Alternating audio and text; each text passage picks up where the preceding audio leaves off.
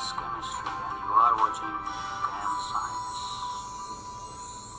In this video, we will revise about reactivity series and the extraction methods of the metals, and then we'll learn aluminium extraction with the help of electrolysis in details, and then followed by it we will be learning about half equations and few more details about the reactions of this process in detail in this video. We have already seen in our earlier video of the extraction of iron with the help of blast furnace that the method of extraction depends on the position of the metal in the reactivity series. So here is our reactivity series where the reactivity increases from bottom to top. So the top ones, that is potassium, sodium, calcium, magnesium, aluminium, are highly reactive metals, and the method of extraction of these metals is electrolysis, followed by zinc, iron and lead, and these are the metals which are extracted with the help of heating them with the reducing agents like carbon and carbon monoxide. And then comes the least reactive metals like silver and gold, which occur naturally in their native state as elements, and so no chemical reaction is needed to extract them. This we have already learned in our earlier video. You can go through the iron extraction video also to revise this. Now let's learn aluminium extraction in detail. Now here we know that aluminium is the most abundant metal in the Earth's crust, and the main ore of aluminium is bauxite, which is actually aluminium oxide. Most of the bauxite is aluminium oxide, that is Al2O3, mixed with some impurities like sand and some other metal oxides like iron oxide or zinc oxide. And the impurities which is present along with the aluminium oxide makes it reddish brown. Otherwise aluminium oxide is white in color, but the ore which we will find will be reddish brown in color. So starting with the process, the ore is first crushed and treated with NaOH, and the alumina, that is Al2O3 of the ore, dissolves, but the impurities are insoluble in NaOH and they are removed by the filtration. Now the reason for this is that aluminium oxide Al2O3, that is amphoteric in nature. Now what are amphoteric substances? They are the substances which reacts with the both acid and base here. So Al2O3 will react with NaOH and getting dissolved, but the impurity which is present, that is iron oxide or zinc oxide, they are basic in nature. So the basic oxides are not going to react with the base NaOH, and so it remains unreacted, and so the insoluble impurities of other metal oxides are removed by filtration. So here is the reaction of aluminium oxide, alumina, reacting with sodium hydroxide to form sodium aluminate, that is NaAlO2, and water, and this is an soluble complex, and so the impurities remains which is insoluble can be removed out by filtration. Now after this reaction, the sodium aluminate which is obtained by reaction with NaOH, sodium hydroxide, is then further treated to obtain pure alumina, again for the extraction of aluminium through the electrolysis process.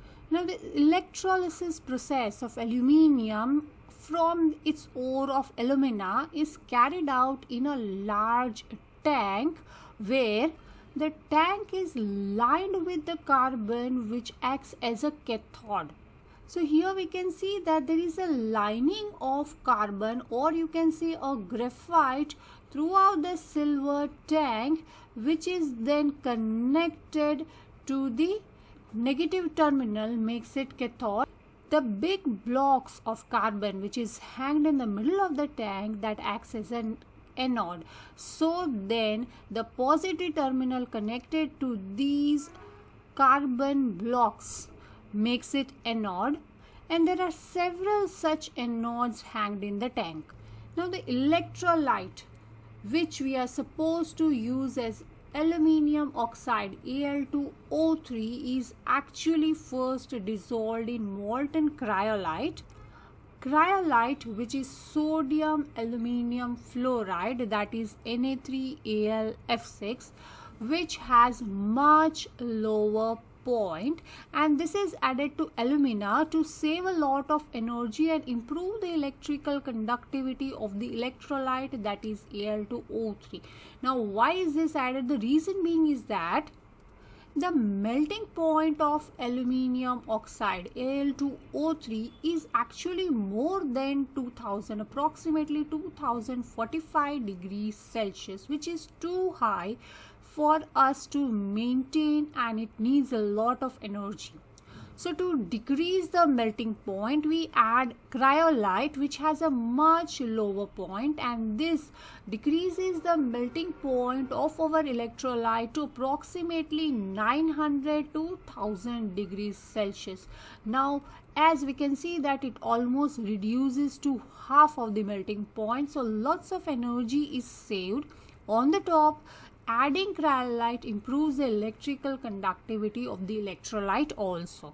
Once the alumina dissolves in the cryolite, from the molten electrolyte, the aluminium and oxide ions both are free to move because they are in molten state, and the ions move easily in its molten state. So these ions, aluminium ions and oxide ions, move towards the electrodes of the opposite charge.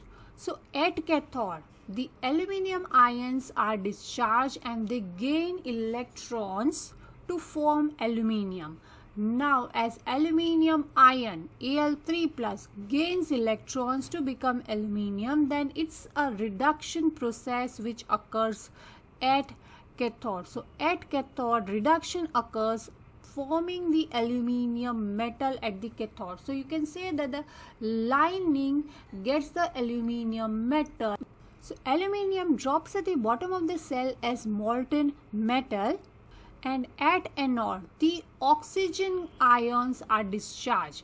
Oxygen ions lose electron, forming oxygen gas.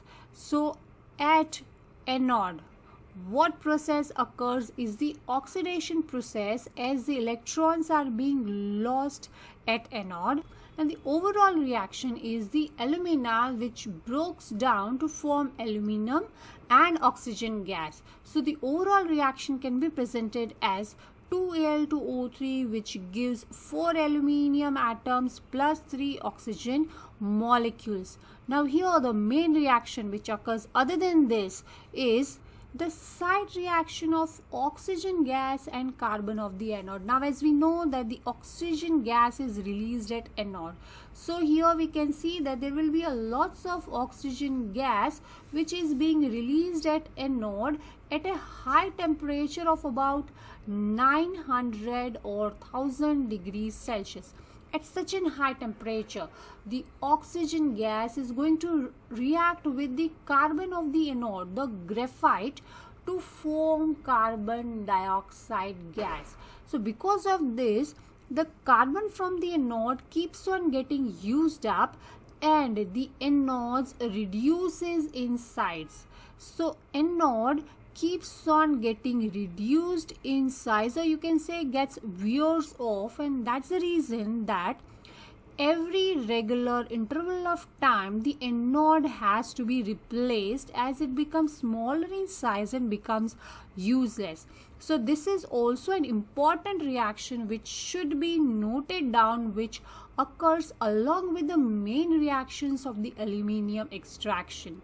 For more details, you can always look at the description where more resources links is given, and don't forget to subscribe and share and like the video.